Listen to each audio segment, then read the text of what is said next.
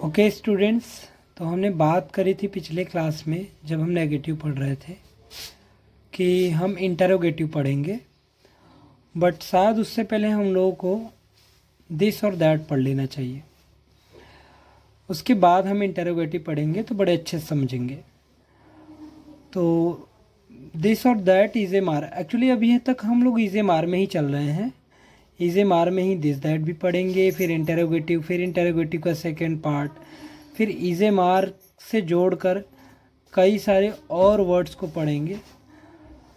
तो दिस का मतलब होता है यह, ये और इस। दैट का मतलब होता है वह, वो और उस।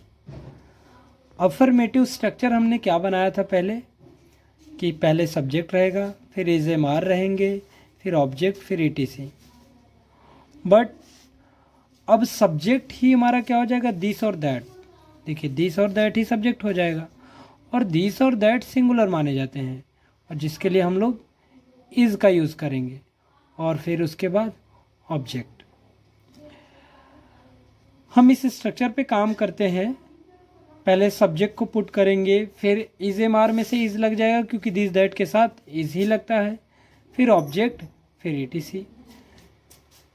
ठीक है, पहला हम लोगों का सेंटेंस है, यह एक कार है।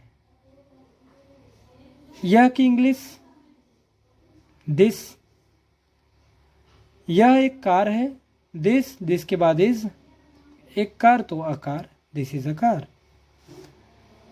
सेकेंड सेंटेंस है, ये एक कार है। अभी हमने क्या देखा, यह एक कार है, ये एक कार है। आप समझ रहे होंगे ये हो गया तो दीज हो गया, ऐसा बिल्कुल भी नहीं समझना है।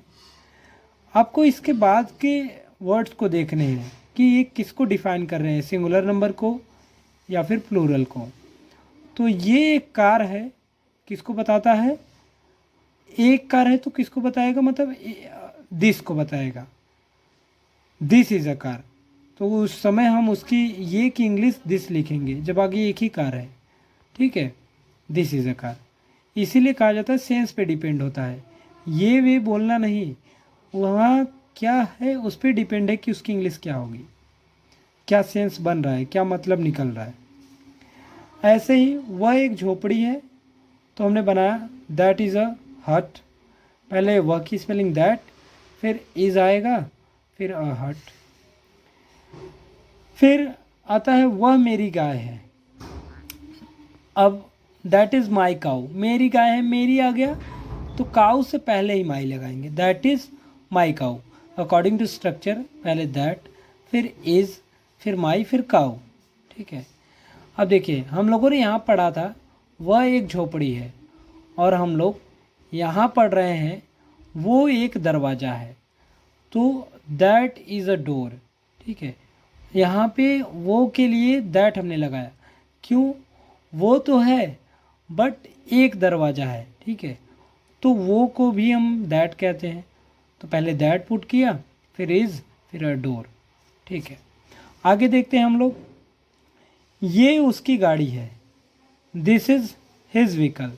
ध्यान समझिए, ये उसकी गाड़ी, हमने पहले ही बता दिया है कि ये को दिस कहेंगे जब एक चीज़ की बात हुई हो, और उसकी के लिए हिज लगाएंगे जब हमको पता ही ना हो कि उसकी मतलब किसकी, गर्ल की या बॉय की, तो हम गर्ल बॉय की मानकर हिज लगा देते हैं। ठीक है, तो ये उसकी गाड़ी है का हो जाएगा, this is his vehicle. Next है, ये गाय उस गांव में है, तो इसका हमने बनाया दिस काऊ। ये गाय मतलब एक ही गाय की बात कर रहा है वो, अगर बहुत सारी गाय होती तो हम लोग बात करते ये गाय है, लेकिन एक ही गाय की बात कर रहा है तो क्या होगा, दिस काऊ। फिर उसके बाद इज़, क्योंकि एक ही है तो इज़ लगेगा। फिर उस गांव में उसका क्या होता है, दैट हमने बताया है। यहाँ पे जब आप आएंगे तो देखेंगे दैट का उस भी होता है। तो ऐसे यूजेस, ऐसे ही सेंटेंसेस में यूज़ होता है उसका। This cow is in that village, उस गांव में, इन दैट विलेज। ठीक है, नेक्स्ट, मेरी नाव इस शहर में है, तो हो जाएगा माई boat is in this city. ठीक है, तो मेरी नाव का माई बोट हो गया। मेरी नाव, अगर कई सारे नाव होती तो मेरी नावें, या फिर मेरी कई नाव, ऐसा कुछ मैं बोलता। लेकिन मेरी नाव मतलब एक नाव, इज़ इन दिस सिटी, इस शहर में। तो इसके लिए भी हम लोगों ने क्या किया है, दिस। जैसे दिस की हिंदी हमने एक और क्या बताई है, इस।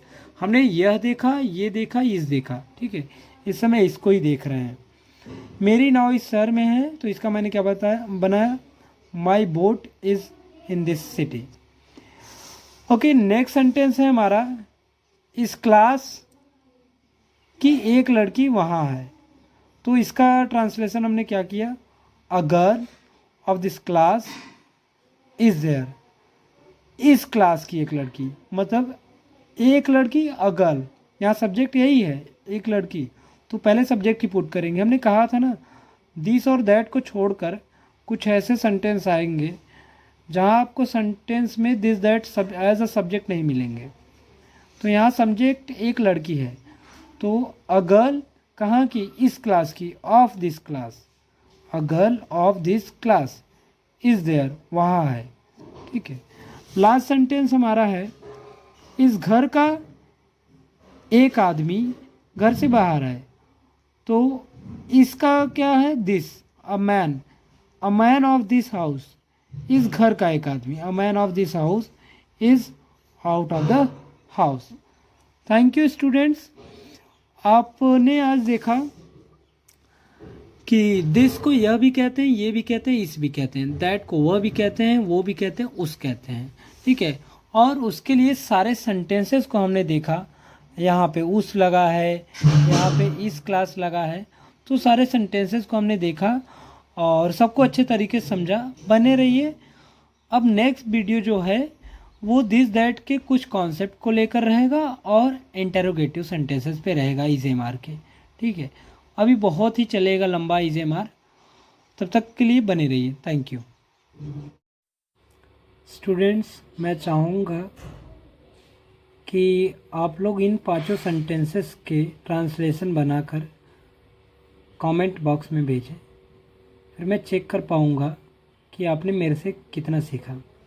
पहला सेंटेंस है, यह मेरा भाई है। जैसा कि हम लोग दिस दैट दोनों को ही लिविंग नॉन लिविंग दोनों के लिए यूज़ करते हैं, तो संकोच मत करिएगा लिविंग के लिए यूज़ करने के लिए दिस या दैट को, तुरंत यूज़ करिएगा। दूसरा है, वह तुम्हारा दोस्त है। तीसरा है, वह मेरी घड़ी है, वो मेरी घड़ी है। चौथा है, ये हमारी नई कार है। वो पेन उस घर में है। यहाँ देखिएगा, ये हमारी नई कार है। एक तो हमारी वर्ड आपके लिए डिफ़िकल्ट हो सकता है, एक नई कार है। कारें नहीं है, कार है, एक ही कार है। ध्यान रखना इस चीज़ का। Thank you.